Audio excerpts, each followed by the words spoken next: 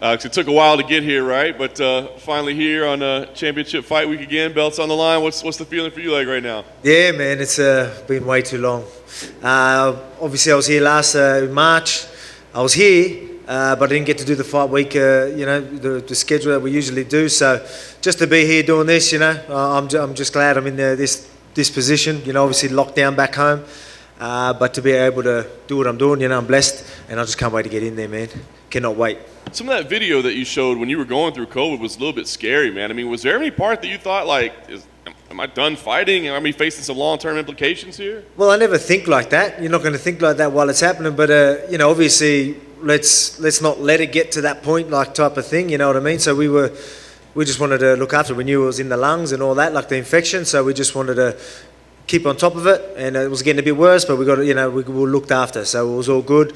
Just easing back into training was... you had to be careful, you know what I mean? So it was a little scary, when you talk to doctors and be like, we've got to make sure there's no scar tissue in your lungs, and you hear other like horror stories where people's careers ended because of it and stuff like that.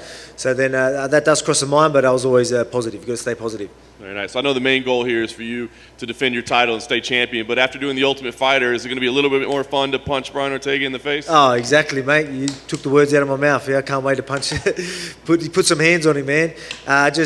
Again, like I've never been in this position, right? I've never had to spend so much time with someone an opponent. It's never happened before, so this is different. And then the long time off. So I'm just eager to get back in there and just have some fun in there, enjoy it, enjoy everything about it. You know what I mean? And on top of that, I get to punch him in the face.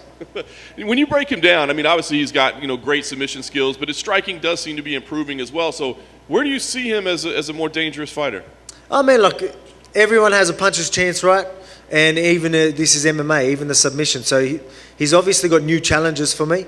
There are still big threats, but anyone that knows me knows that I'm always prepared. They know I'm doing what I need to do to nullify everything that he can throw at me. So again, he did look good in his last performance, and I'm going to give him credit for it.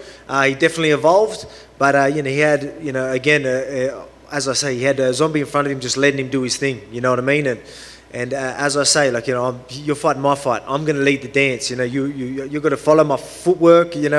What's going on? What am I throwing at him? I'm constantly changing it up. He's got to try and keep up with that. And not only that, while I'm putting pressure on you and landing punches, landing kicks, you name it, is a whole different beast. So, he's going to have game plans and direction going into this fight. But early, he's going to realise that he's just got to try and keep up. That's how it is. But he's still got the puncher's chance or that submission chance. So, again, I'm going to give him credit where credit's due, but that's all I think he has on me. And like I said, the goal is to keep the belt. Do you feel like, though, this is the fight where maybe you gain the respect that it seems like it's been kind of slow for some people to give you as a champion? Yeah, man. Yeah, for sure. Yeah, definitely deserve that respect. But, I mean, at the same time, I don't mind the doubters. That drives me. I've been underdog my whole life. No one expected me from where I live, to be doing what I do. A world champ from, Wingdang, Wollongong, you know what I mean? A little town in Australia, still there today, you know what I mean? So, I love it. I use it as fuel. But do I deserve more respect? Yeah, 100%. I'm going to get it this weekend. Nice. Last thing for me, I mean, you win here. Obviously, you don't want to be looking past this fight in any stretch, but you win here. What do you see as next for you? Are you willing to hear Max Holloway's name even mentioned anymore, or are you beyond that at this point? Oh, mate, you're hearing it all the time anyway. But that's probably the fight it's going to be. You know what I mean? I'm a realist, and I don't even know. Do you guys know if the Max and Yeah thing, or is that just rumours? Max and Yeah. So if that's the fight, obviously the winner of that will definitely get that #1 contender spot. But so I obviously got Ortega to worry about. But mate, all the fights, he looked great in his last fight, and I want them #1 contenders. So he actually went out there instead of just waiting and expecting another shot. He at least going out there and trying to take fights. So credit to him. And so whoever is next, if it's Max, let's dance. Alex, at this point, what is it exactly about Brian that you don't like? What is it about him that annoys you? Oh man, like I've never had to spend so much time with someone an opponent. So I guess the competitiveness of doing all that was always going to happen. But just he's the unprofessional. You know what I mean? He's got a bunch of yes men around him, and he's just obviously constantly late. You would know, you ain't going to say, but I guarantee he's fucking late to your interviews and whatnot. Like, you know what I mean? He's just You know, that annoys me. I'm professional, and I'm all about that. You know what I mean? And, you know, he wants this belt. I go, you can't be unprofessional, half-assing it, telling your coaches, you know what I mean? I've seen a video of his coaches asking him, oh, you ready? You ready to do things? He's like, my coach is going to be like, hey, fucking get in there, let's go. You know what I mean? That's the difference between us. And, you know, so that annoys me. But then, again, some of the things like he'll just say under the pump, maybe because I'm confronting him, he's not good in confrontation, and he'll just say some real douchebag sort of statements. Just little things like that, man. I just think he puts on a front, acts like he's all chill and, you know, all that type of shit. I see through the bullshit, to be honest with you. Yeah, so that's my take on it. Did he ever give you any explanation for why he was late? No, doing his fucking makeup or hair or something, I don't know.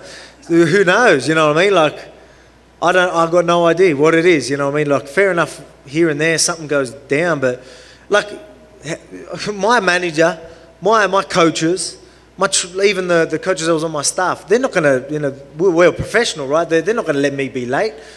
We're like 20, 30 minutes early, like, and if we're sort of running, you know, we'll still be 10 minutes early, but that wasn't good enough for our team. We wanted to make sure we were there, we were prepared, everything was sorted for the gym. You know what I mean? We had a job to do, we're professional. That's why you see me where I am today. You see me at the top, you know what I mean? Again, I'm not, as I've been saying all week, I ain't no athletically gifted human being, you know what I mean?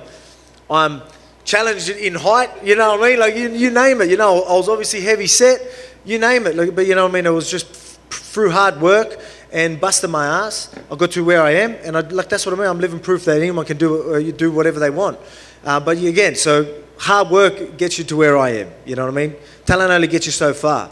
And he's unprofessional, he ain't doing what I'm doing, I guarantee you, he doesn't deserve that belt, he ain't taking it from me. Last thing for me, decision behind the hair? What made us get rid of it? Lockdown. I couldn't, I'll be honest with you. I was acting like, you know, I'm just riding like, yeah, but I mean, it was just purely, we couldn't go to the barber. So I was just like, oh, well, man, I ain't going to attempt to try and do a fade myself or anything like that. Like, it would look even worse. So I was just like, all right, we'll just go with the bald head. But as I said, man, all heroes are bald, I'm telling you. As I've been saying in better than that. No one remembers The Rock when he had hair. Dana White when he had hair, Joe Rogan when he had hair. I remember when he had hair. Do ya? Oh, yeah. Oh, yeah. Well, yeah. But, you know what I mean? Obviously, there's a little joke I'm from, but, hey, all heroes bald. I'm going to go with that. Alex, to your right, did you happen to see the video that was posted on social media, the rugby, I don't know what you would call it, but where the guy was going to, like in American football, we say he was punting it, and he got drilled by the guy that was rushing him. Did you happen to see that video? It went viral. It had like 1 million some views. Well, someone got smashed in NFL. Yeah, he was like kicking the ball, and this dude just ran in and just. Like, oh no, I missed that. I was wondering if that ever happened to you. Is why I was going to ask. Oh, I'm sure there's been good shots put on me. You know, rugby league's a tough sport.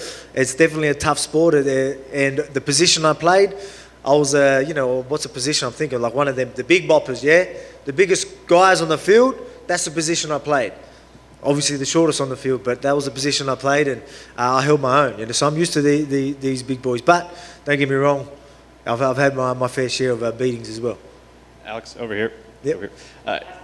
You know, springboard off what John was asking a little bit about what could be next potentially for you. I'm just curious, what do you think of Giga Chikadze's performance against Edson Barboza? Oh man, he's been looking good. You know, as I say, I got my eye on all the contenders. I still think he probably needs another fight. There's definitely guys ahead of him, but I mean he's definitely, you know, he's doing what I did when I was chasing that belt. He was here. He was happy to replace. I remember him saying he wanted to be here if anyone couldn't make weight and whatnot. So he's doing the right things. You know what I mean? Keep doing shit like that. You know, we're gonna have no choice but to give you a title shot sooner or later. You know what I mean? Because again, you're getting a lot of. We've got a stacked division. You know what I mean? Very, very deep. But I mean, it doesn't seem like all the top guys are doing what they need to do to take that number one spot. Probably Max is the only one, Max and Giga, you know what I mean? So we'll see what happens. Yeah, and I'm sure you've been kind of keeping close in touch with, you know, at least the Dan Hooker situation, following it a little bit. I mean, so what are your thoughts on, you know, what he's got to go through? Man, it's tough. I'll be honest, you know, we had troubles getting here as well. Like for the UFC and that we got it done, it was it's just crazy back, especially in Australia and New Zealand. We're in deep lockdown. The US Embassy, they're moving, so we couldn't even go there, like, you know. So I was like declined. My visa was declined, and then we end up being lucky enough to get, they let us out of the country to come here and do the interview here and whatnot. So we got through it. But yeah, it was a challenging. We were sitting there being like, we were a little worried, but we got here. So for Dan doing what he's doing, and this is happening to Nasrat as well. Man, it's crazy. But I mean, like, credit to them. Like, here they are. They're like doing whatever they can to get here, knowing that it's going to be it's going to be tough for them. They're going to get here and do the weight cut straight off the plane, especially Dan from the other side of the world. I know how that flight is. That flight sucks, you know what I mean? And to be, cutting weight on the plane and come out and go straight into a weight cut, it's going to be difficult. But the type of guy I know that Dan is, he'll smash it. All right, best of luck, Alex. Thank you.